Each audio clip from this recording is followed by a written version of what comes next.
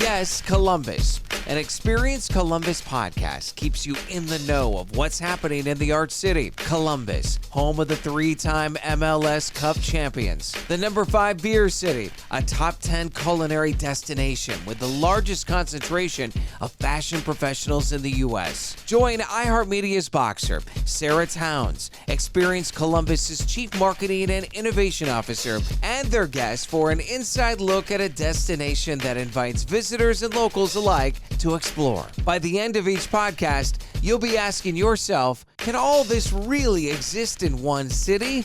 Yes, Columbus. Well, hello and welcome back to Yes, Columbus. This is the Experience, one and only Experience Columbus podcast. I'm one of the co-hosts, Boxer, along with the CMO of Experience Columbus and a co-host on this awesome podcast, Sarah Towns. Hi, Boxer. As you know, each episode we talk with the people behind one of the most buzzed about cities in the country as they share what's new in Columbus. And today's guest, he's bringing new leadership to one of the city's most iconic teams, the Columbus Clippers. Yeah! Woo! I'm super excited because I've already been to 2 games this year. I love the Clippers. And my daughter, by the way, loves one of the mascots, Lucille. Every time we go now, I have to buy a little plushie of Lucille in some way. So she sleeps. She's got like 5 of them in her bed now. I'm like, I don't know if you need another one. They're all the same. Before we head to the ballpark, let's kick some things off with our headliner segment. This is one of my favorites. This is where we highlight a recent story about our city. It fits very well this week with our guest because we're talking about Huntington Park, home of the Columbus Clippers baseball team, which was recently named one of USA Today's 10 best minor league ballparks in the country. The list celebrates stadiums that offer outstanding fan experiences, which I would definitely say that, you know, the Clippers have, bar none, top experience, strong community ties, of course, and top-notch amenities. Boxer, it is so well-deserved. There's something truly special about a summer night at Huntington Park, whether you're a baseball fan or just there for Diamond Dog Night, my son's favorite, and fireworks. It's a total vibe. And today we're thrilled to welcome the man now leading the Clippers into the next chapter, Tyler Parsons, the new president and general manager of the Columbus Clippers. I'm pumped to be here. Sarah, Boxer, thanks for having me.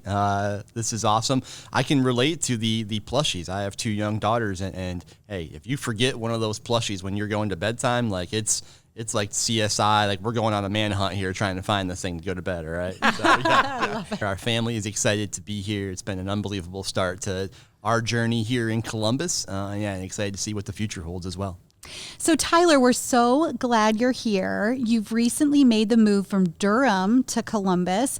Tell us about that transition. What made you say yes to this opportunity? You know, it's a great question and one I've been asked a lot. And I preface this all the time that I incredibly enjoyed my time in Durham. And I wouldn't be here in Columbus without the time I spent in Durham. A storied franchise all in itself there. Obviously, it helps when you have a Hollywood movie made after you, but had some incredible leadership there. And a guy named Mike Burling was an incredible mentor and leader for me and kind of just helping me develop and continue to grow in my own sense. So, you know, when this Columbus job, you know, opened up, obviously, you know, it was unique in the sense that, right, hey, like this isn't one that's been open a lot, right? Like, yeah. It's been, you know, we've had a lot of, you know, just continuity here over the years. And, you know, they reached out. And for me, really, it was kind of the culmination of multiple things. But it was, hey, this is an unbelievable market, right? Like Columbus is just, you know, just booming right now. Largest city in Ohio, just so much stuff to do. You're right here in the arena district. We're sandwiched between an NHL arena and an MLS stadium. Like there's so much going on here and so much potential as Columbus continues to grow. And that was incredibly enticing to me. You know, I think it was, you know, the overall team and the structure we have here and kind of being unique. We talk a lot about our staff of being uncommon. We have these wristbands that our staff has about just being uncommon. You know, being owned by a government municipality is very uncommon in the sports world. And that was very enticing to me. It's just something unique and different and that this is a true community asset. And then there's the family ties, right? Like I'm originally from Michigan. For everyone listening, I am not a Michigan fan. I preface that all the time. Not. Yeah, that's good. I preface that all the time. I lead off with that. But you know, we're originally from Michigan. I have 2 young daughters, and I tell the story just to be real with people. Hey, I accepted this job down in North Carolina.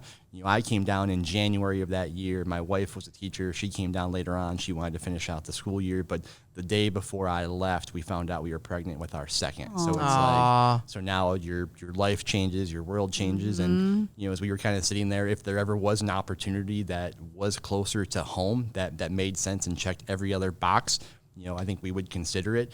But I'm honest in saying, too, Columbus is the only place I would have left Durham for. I love Durham that much, but I believe in Columbus, that much more. Tyler, you've built already quite the career in, minor league baseball. Tell us a little bit about that journey, maybe some of your favorite moments so far. And also, could I just add one thing? How did the Clippers sell it to you? Because we all know you have taken over for a guy that has been in that position for almost 5 decades, right? Ken. So I'm just curious how that all went down. And I mean, he's a legend here. Yeah. So I think, touching on the first part with my journey, actually I was talking to some of our coaching staff when we first got here. And in a lot of ways, my career mirrors that of some players, right? I started my career in summer collegiate baseball. I was in college athletics before that at Central Michigan, my alma mater, but started in summer collegiate baseball. I went to rookie ball. I was an A-ball, then up here to AAA, and then kind of worked my way up through the levels. And, for me, I've just surrounded myself with a lot of great people that have propped me up and at times made me look better than I think I really am. And that's part of this industry. It's part of any team, surrounding yourself with talented people that you all have the same goals and initiatives and drive in mind. So, was there a dream to ever be a baseball player? Like, because I know you love the game. So yeah. I tell people I'm one of the few outward no's on that. I think in that sense, I was a horrible baseball player. I chewed sunflower seeds great.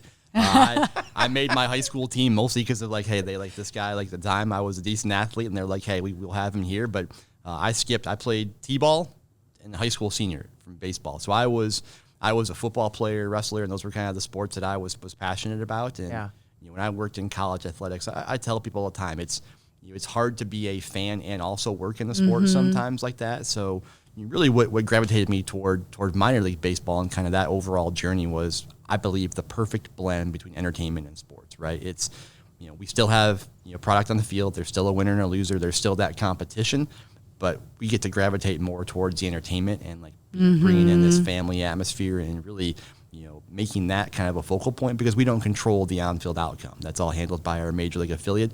So that's my polite way of saying, if we get beat 15-0, no one's calling me. No one's being like, hey, what are we doing out here? All that stuff. That's in the background. And I tell people, we're never going to apologize for winning. We've won a lot. Winning is fun.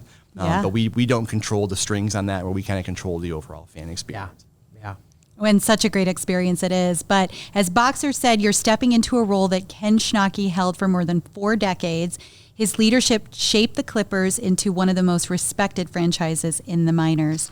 What does it mean to carry on that legacy? It's an incredible opportunity and something that I don't take for granted. Ken is a name that is synonymous with minor league baseball, and to be selected to kind of carry on his legacy here, he's been so grateful. He's been so open.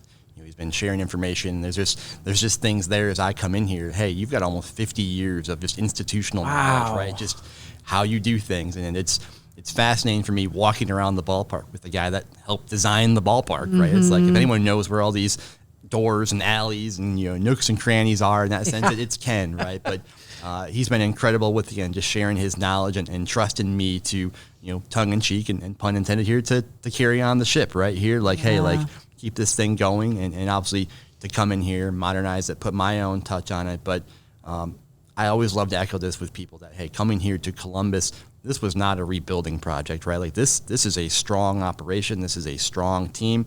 It's just now kind of fine tuning and letting someone else put their fingerprints on it and make it their own, because Ken's done an unbelievable job of having the Clippers at the top of our industry. Let's talk vision for a sec. What is your outlook for the Clippers in the coming years, both on and off the field and in the stands?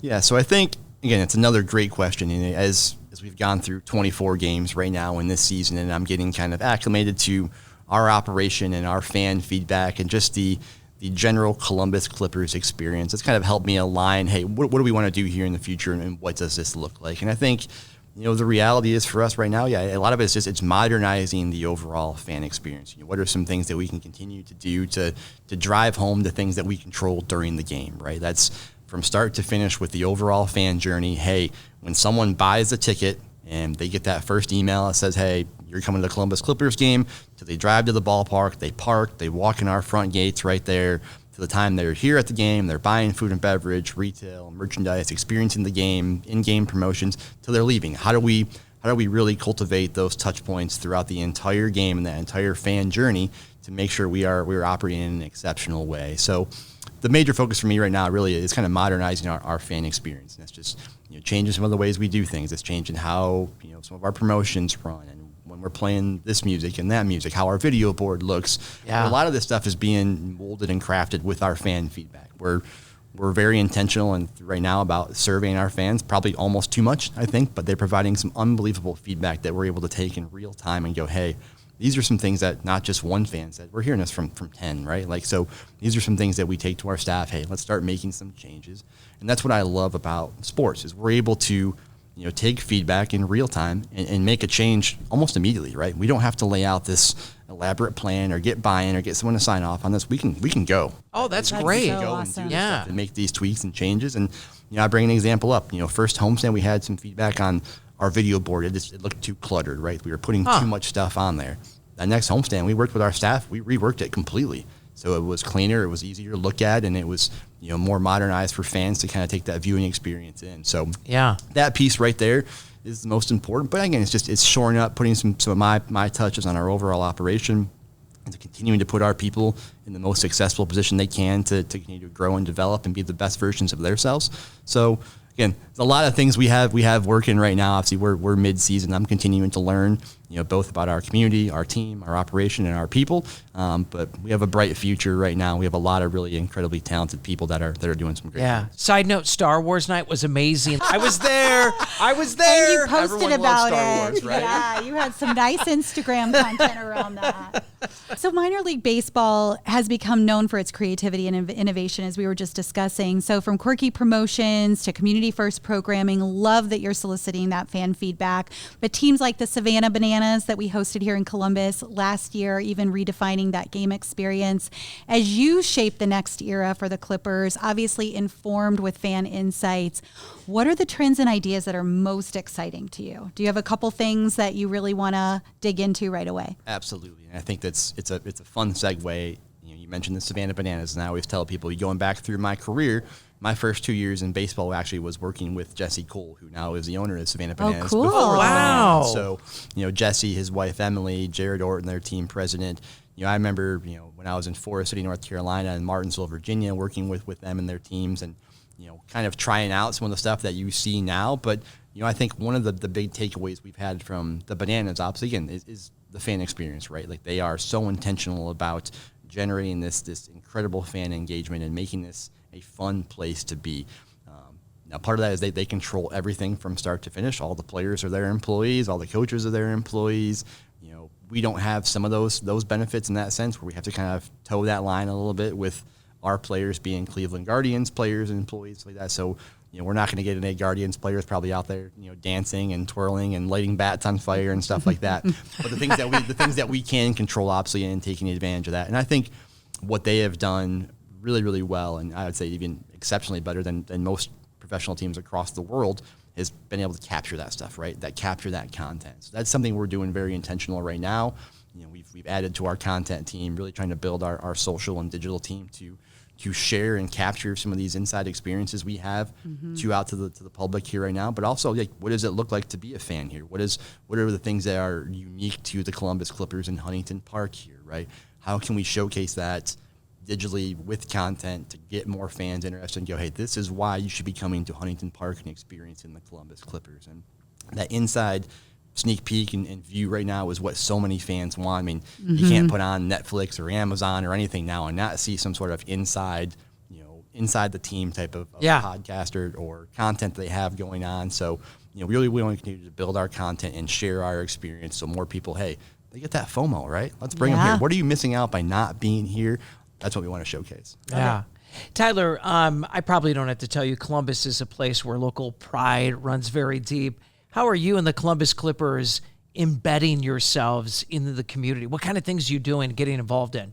This is one I think the Clippers have done an incredible job over their history here of being involved with, whether that's the library program we have right now in our reading program where kids can get free tickets. And there's so much we have that is community tied because of our overall mission and because of our structure that we have here as the Clippers. So tying into the community, I think is going to be incredibly important for us.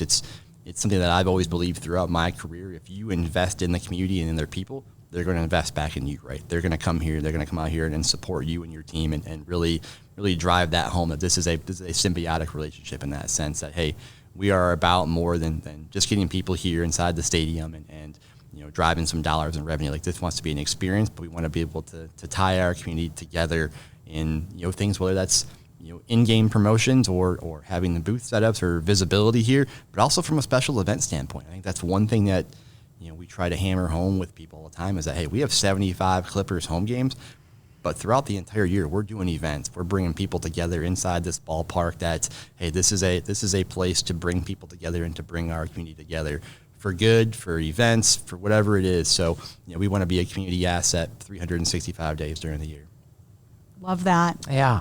So, Tyler, before we talk more about Columbus, because we want to get some of your first impressions and sort of some places that you love to go in the city, let's zoom out for just a second. As a leader in sports, what's the biggest lesson you've learned about building teams, not just on the field, but could be behind the scenes as well? Yeah, and this is one that you kind of learn with experience throughout your career. And again, I've started at some smaller level teams where our front offices were a little bit smaller, and builds up to we have a fairly large front office here. But I've always believed about building your team based on the pieces you have, right? Hey, let's build our operation around their strengths. And what I mean by that is how we structure positions and titles and what people do as far as their responsibilities should match what we identify as their strengths and what they're passionate about. Mm-hmm. So how our staff is structured right now will probably be different than it will be in 10 years, right? Because we have people there that are strong in certain areas and they're passionate about that stuff and want to grow and develop. And in 10 years, that might be different, right? So, I've always been that sense of, hey, you're not always just trying to put, a square peg in a round hole. Like, hey, if we've got square pegs, let's find that square peg hole and put them there and kind of build our team off of their strengths that they have overall. And, again, as we learn more about our staff and what our priorities are and what our goals are and where people fit, I think that's how I've always kind of felt it, where, hey, we're not trying to replace specific positions. We're trying to replace what people do specifically. And then if someone moves on, like we had, one of our employees is moving on to become the voice of the Savannah Party Animals, right? Like, we're not going to probably replace his direct position. Yeah, it's crazy. Wow. So random. That's a big resume builder. It is, but we're not going to replace his direct position. We're going to replace pieces of what he did and kind of build it in with our strengths of the rest of our staff. So, again, I've always been a proponent, again, you hire good people and you figure out the rest later. If we get people that are bought into our vision, our culture, and we believe in here and they believe in us, we can kind of figure out the jobs and duties and all that stuff outside of that. Well, yeah, as the legendary Woody once said, or he said it often, you win with people. So. Yes, 100%. Yeah. Oh, that's awesome. Okay, Tyler, it's time for our rapid fire questions, Columbus edition. I love rapid Are you fire. ready? Let's do this. All right, first one. Must try ballpark food. No pressure here. Country fried steak with gravy. Nothing's more Midwest than that, right? Like, It seems a little heavy for a summer For a day, hot and but humid baseball game. All right. All right. Are we adding that to do the? Yeah, Clippers, good question. Are we menu? adding that? it's on the menu. You can come get that. If you were there for Star Wars, you could have had Where can I get that? lightsaber and a country fried steak. You mean the main concourse? Is that where you get that, Correct. or the? I had no. It's totally only missed at that. one stand. It's Okay. only on our first base stand right there. Yep. Okay. Yeah, you can get a country fried steak with gravy, and we'll roll right out there for you. Well, that's some good social content right there. Okay. This is something I've always wanted to know since we're on food. Yeah. So, do you eat there before the game starts? Like, I'm gonna get some fried chicken and gravy before the game, or I will eat there more than I probably want to, just because I love our food. But at some point in time, you're like, hey, like, You've had everything. we got to have some healthy things sometimes too, and mix it Yeah. up a little bit. And like, it's so hard. Like, we have healthy options at the ballpark, but like, you're walking around, you're taking all Yeah. these smells, and it's like, I don't want to go get like hummus You want a and country pita. fried steak. I'm smelling a country fried steak or Yeah. a fried bologna or obviously a Right. cheeseburger, right? It's like so. What's your personal best for Diamond Dog Night? Have you tried that yet? Have you? I have. So I went on record before the season and saying I thought I could put down 10. Okay. I have not rolled the dice on this yet. gosh. My staff has been like, "Hey, you put that out there in the world, right? You have to do this." So at some point in time, this year that's going to catch up to me. I think I've put down 2. Right now is where I'm at. 2?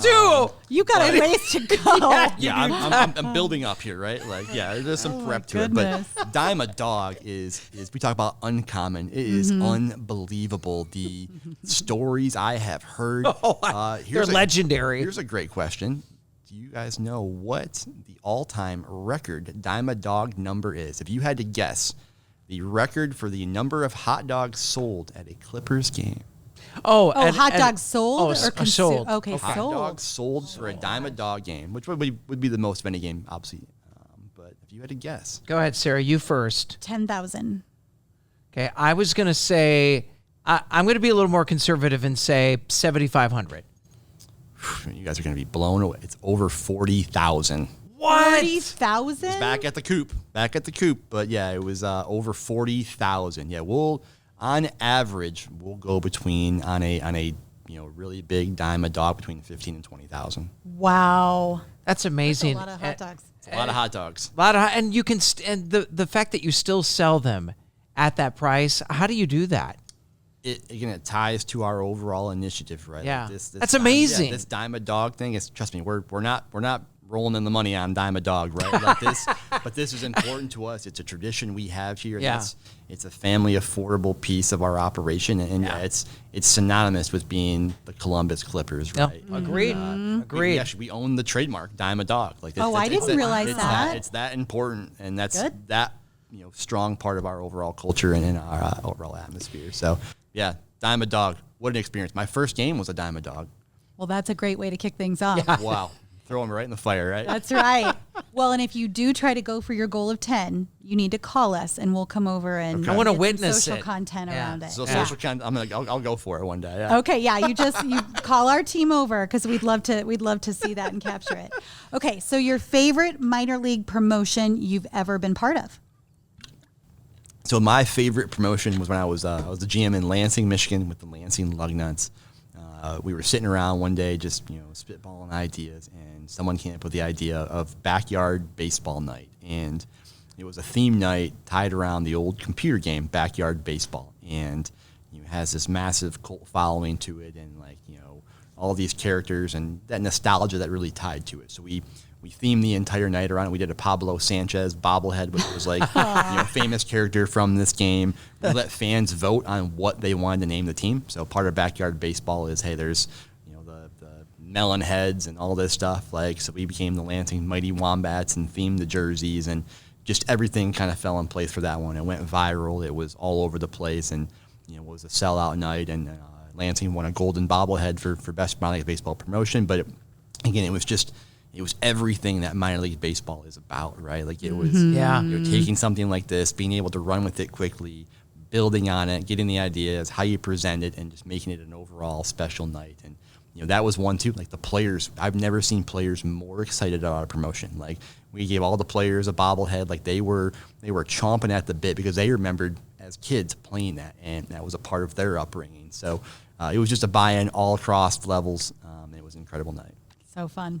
That's awesome. By the way, now that you're in Columbus, you've gotten some time to get adjusted a little bit. What's a perfect summer weekend in Columbus for you? What's on your itinerary? So obviously I have a dad. I have young kids. Shout out Columbus Zoo. The zoo I is know. unbelievable. So awesome. I've met with their team over there. Like I feel like we've been there twice now, and I still haven't. There's parts of the zoo I have never even seen. I don't even know it exists because we haven't had enough time to get everything yet. But my kids love the zoo. I think the food scene we have here in Columbus is incredibly underrated. That was one of the biggest surprises I had coming here, was just what amazing food selections we have and where you can go. So, I think getting some time outside, exploring some of our local food establishments, the North Market, what a cool spot to go to down here where you can walk inside and if there's a food you want to try from the world, it's probably in the North Market, Yeah, right? Yeah. absolutely. You want to get a pierogi and have a side of donuts, sold. There you are, right? So Sounds delicious. so I Chicken think that, fried steak. Yeah, exactly. I think the river and the walking paths we have here, like, I try to get out and walk throughout the day and that kind of stuff just to kind of get my mind going and explore. And there's just so many cool things, not only around obviously the stadium we have here, but our sports scene that we have here is unbelievable. And shout out to our friends down the road here at the Blue Jackets too. I had a chance to go to one of their games when I first came here. I joke with them. No one warned me about the cannon. All right? Oh, I So know. That is got boring the first time. I got my popcorn, I got my beverages, and go sit down, and they blow this cannon through, and I'm just like, if someone had a camera around me, it was just like, whoa, we got this guy. All right? How high did you jump? I was just trying not to drop everything I had. It was incredible. But we are so blessed, and it's a little spoiled too. But just an incredible sports scene we have here too. So I always encourage people. Obviously, love the Clippers that we have here, but there's a lot of cool things going on. Not only here in Columbus, but outside in our suburbs too. Yeah, for sure. So we're moving on to our Columbus Classics segment. This podcast is all about spotlighting the new and the next, but we also love the tried and true. What's a classic Columbus experience you're already loving that you haven't already mentioned or you're looking forward to trying? I would say this. It's probably a cop-out answer, I think, on this one. I've never been to an Ohio State sporting event. As I said, I've never been to a football game. Everyone's told me that obviously it's a different experience, and the tailgating and just the complete takeover that Ohio State football does when they're home here. So I'm really looking forward to kind of checking out one of those football games this fall here, and soaking in that Columbus experience with the Scarlet and Gray. So Yeah, that's awesome. Nothing quite like it. No, that's for sure. Tyler, to close things out, one final question, and it goes along with the theme of this podcast every week. What are you saying yes to in Columbus this season? So I'm saying yes. I'm gonna do a double answer on this one. I'm saying yes to trying all this food that we have out here, and which also means I'm saying yes to upgrading my workout regime because we have so many great places to eat. Again, I've mentioned a few of them, but again, every time I've gone out somewhere and tried some food, I'm like, this is one of the best meals I've ever had in my life. So along with that, I need to start working out more because there's so many good food I'm just eating nonstop. But also I think for us, we're saying yes, obviously, to buying a house. We want to put down some roots here in this community and in Columbus and be here for a long time. I've told Ken his 50-year streak with the Clippers is definitely safe. But we're looking forward to being here for a long time and to raise our family here in the Columbus area and to again put down some roots. So if anyone can change the housing market right now, that would be awesome. I know. But It's a challenge. We'll put down some roots and we'll find that home and we're excited about that. That's so exciting. Tyler, thank you so much for joining us today. We're excited to watch the Columbus Clippers continue to grow under your leadership, and we'll definitely be seeing you at the ballpark this summer. By the way, to learn more about the Columbus Clippers, just go to clippersbaseball.com. And for more great ways to experience Columbus, just follow Experience Columbus on social media or head to experiencecolumbus.com, or just do both. Thanks for listening to Yes Columbus, and we'll see you next time. Thanks, Tyler. Thank you. Thank you. That's a wrap on this week's episode of Yes Columbus, an Experience Columbus podcast. Tune in next week as we take you on a tour of what's new, what's hot, and what makes Columbus a city on the rise.